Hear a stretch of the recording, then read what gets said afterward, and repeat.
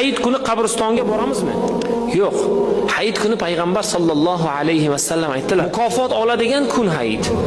Bayram qilishlikka arziydigan kun. Alloh taolo 30 kunlik tutgan ro'zamizni savobini hayitda beradi. Insonning savobi ko'payadigan kuni albatta bayram qilinadigan kun. Mana shuning uchun biz qabristonga boradigan bo'lsak, o'tganlarimizni xotirlamoqchi bo'lsak, hayitgacha boraylik. Bayram kuni biz inshaalloh yaqinlarimiz davrasida, birodarlarimiz, ya'ni tiriklar davrasida qabristonga bormoqchimisiz? Bugun boring mana, ertaga boring. Indin kuni boring tozalamoqchimisiz?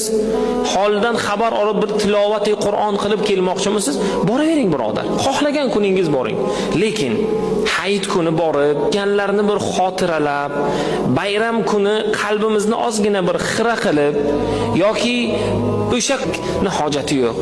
Ungacha qilaylik, hayitgacha qilib qo'yaylik inshaalloh.